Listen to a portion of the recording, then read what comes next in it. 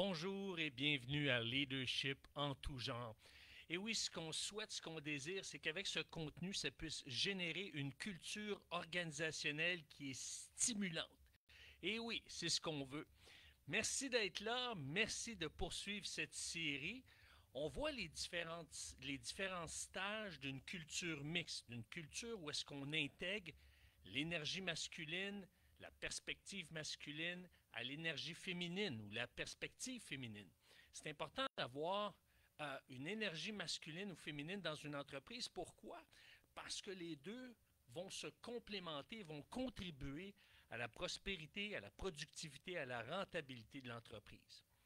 Donc, c'est une bonne chose à faire, hein? C'est ce qu'on pourrait dire. Ouais, c'est une bonne chose à faire. C'est ce qu'on a vu la semaine dernière. Ça serait une bonne chose d'intégrer l'intelligence genrée, euh, de rendre notre culture mixte ou davantage mixte. Ça, c'est ce qu'on a vu la semaine dernière. Mais cette semaine, on va voir qu'il y a des raisons d'affaires de prendre part à une culture mixte ou d'intégrer une culture mixte. OK? On va voir ça ensemble. Donc, il y a une progression. C'est ce qu'on voit. Je vous invite à partir de la première capsule à suivre la série parce qu'il y a une progression. Et ça va vous aider à vous situer, vous. Est-ce que vous êtes le genre de leader qui croyez à cette culture mixte-là ou vous êtes en train d'intégrer cette culture mixte-là parce que vous y voyez des intérêts d'affaires? Et ça fait toute la différence parce que c'est ce qui amène une motivation. Imaginez un monde des affaires où l'équilibre entre les sexes n'est pas seulement une question de justice, mais aussi une question de stratégie, une question stratégique.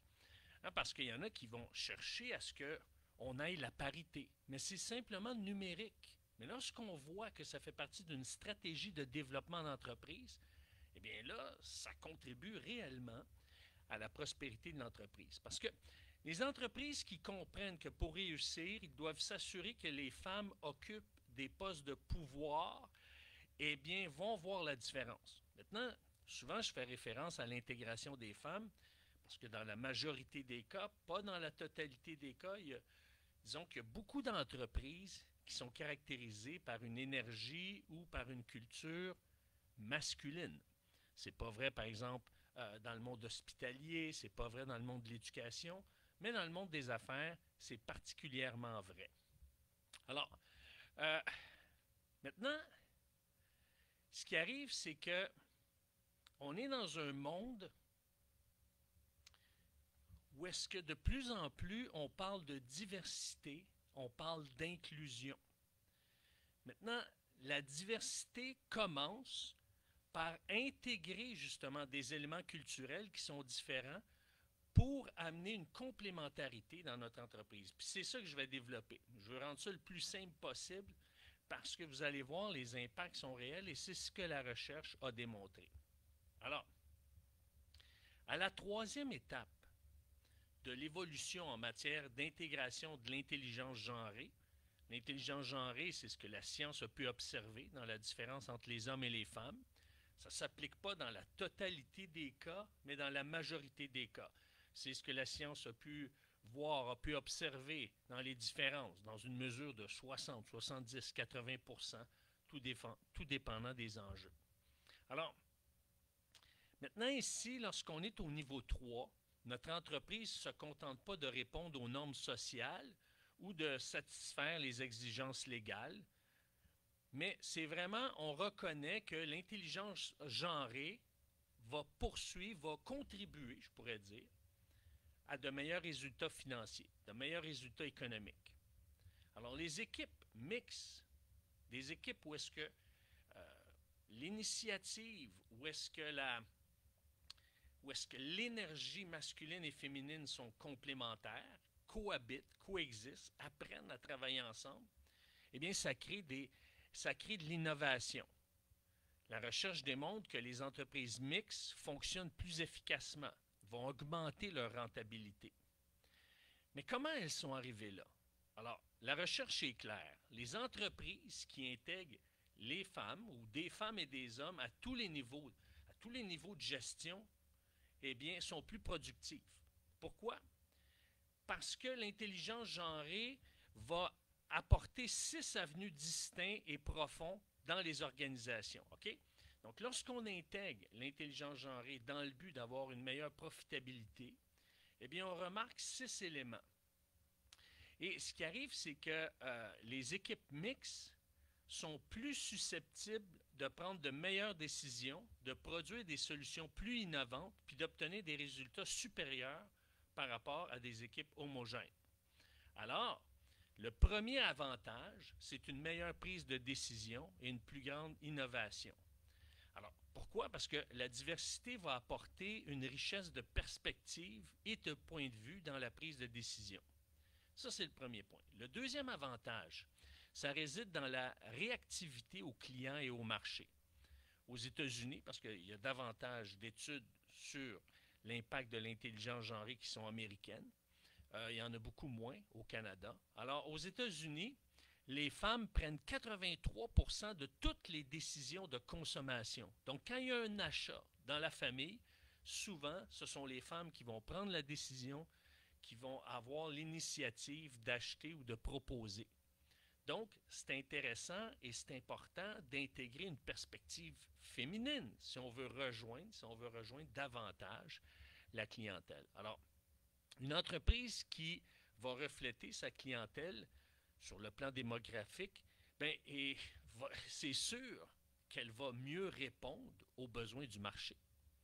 Donc, ça, c'est le deuxième point. Deuxième avantage, c'est une meilleure, si on veut, une meilleure façon où ça donne plus d'avantages pour rejoindre les clients.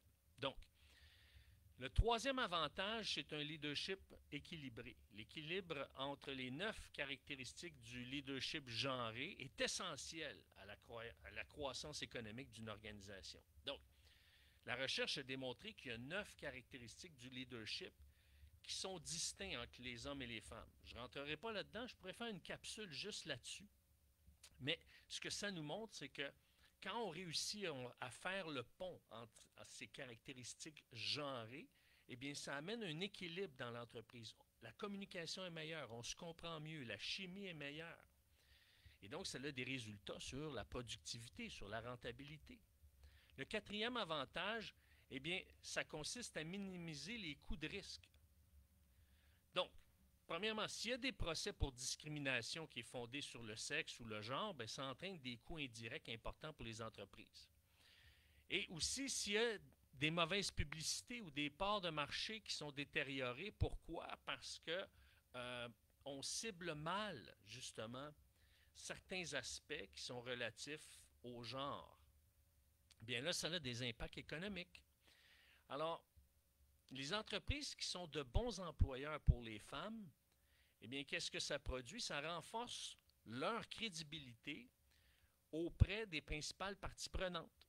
Donc, plus une entreprise a une réputation, par exemple, de bien traiter leurs femmes, par exemple, elle a la réputation de voir que les femmes peuvent cheminer puis monter dans les entreprises autant que les hommes, eh bien, ça produit une bonne réputation. Et quel est le signal que cette entreprise est saine et intègre bien les femmes? Eh bien, justement, la fidélité au poste. Est-ce que les femmes demeurent dans l'entreprise ou il y a un gros taux de roulement? Ça, c'est un indicateur important. Le cinquième avantage repose sur l'exploitation d'un vivier de talent plus large et plus complet. Donc, un bassin de talent plus large et plus complet. Donc, les entreprises qui intègrent efficacement l'intelligence genrée dans l'embauche, eh bien, qui font la promotion qu'ils sont une entreprise mixte, eh bien, qu'est-ce que ça fait? Bien, ils vont utiliser les meilleurs talents. Pourquoi? Parce qu'ils vont aller chercher les talents qui soient masculins ou féminins. Et ce que ça produit, c'est qu'ils vont avoir une meilleure combativité dans la concurrence parce qu'ils ont des avantages. Ils ont des avantages qui font en sorte que l'entreprise bénéficie de l'angle masculin et de l'angle féminin. Alors, tous ces avantages convergent vers un sixième élément qui est très important. Eh bien, c'est les performances financières supérieures. Alors, Une étude qui portait sur 215 entreprises de Fortune 500 sur une période de 19 ans. Alors, ce n'est pas une étude, là, simplement un sondage sur 1200 personnes. Là, on parle d'entreprises performantes et on parle sur une quand même longue période, 19 années. Rappelez-vous où est-ce que vous étiez il y a 19 ans. Ça, on parle en 2004. Vous étiez où? Vous aviez quel âge? Alors, voyez-vous, toute cette période, donc pendant 19 ans, on a cherché à comprendre les comportements, les attitudes de 215 entreprises qui sont performantes, qui étaient performantes à l'époque sur cette période-là. Et donc, ça a montré une corrélation étroite entre un meilleur équilibre entre les hommes et les femmes au poste de direction et une rentabilité élevée. Donc, quand il y avait un équilibre qui s'est installé dans ces entreprises-là, eh bien, ça avait un impact direct, ça a eu un impact direct sur une rentabilité élevée. C'est un indicateur, c'est un indice. Donc, comment je pourrais conclure ça en quelques instants? Les entreprises qui pratiquent ou qui intègrent l'intelligence genrée, à ce moment-là, qu'est-ce qu'ils font? C'est qu'ils encouragent la diversité genrée. Donc, ils encouragent le fait qu'il n'y a pas seulement des hommes et des femmes qui contribuent, mais ils renforcent la compétitivité à l'échelle mondiale. Pourquoi? Parce qu'on devient de plus en plus sensible à la diversité. Donc, déjà, si on intègre une mixité sur le plan des genres, sur le plan des sexes, si on a une mixité masculine et féminine, on est ouvert à ce qui est différent de nous et ça donne une plus grande perspective. Une plus grande perspective sur d'autres plans, non seulement sur la question du genre. On s'assure des meilleurs talents, on arrive à des meilleures décisions stratégiques parce qu'on l'a vu, par exemple, dans la bio-leadership. Hein? Notre cerveau est différent et ça amène à avoir, par exemple, pour les hommes, être beaucoup plus rapide dans les décisions, pour les femmes, de vouloir avoir une plus grande perspective. Et lorsqu'on met les deux ensemble, eh bien, on va chercher le meilleur des deux mondes. Maintenant, il y a un exemple frappant, c'est celui de Dove, qui a gagné une plus grande part de marché depuis sa campagne Real Beauty. Alors, les dirigeants de cette entreprise-là ont compris qu'ils devaient faire appel à la diversité pour mieux rejoindre leur clientèle, pour mieux rejoindre justement toutes les clientes qu'elles peuvent atteindre, par exemple. Et c'est pour ça que les dirigeants qui sont à l'étape 3 ici, à cette étape, comprennent que les femmes et les hommes qui travaillent ensemble, mais contribuent et constituent une combinaison stratégique puissante parce qu'ils intègrent la diversité de pensée, la résolution de problèmes.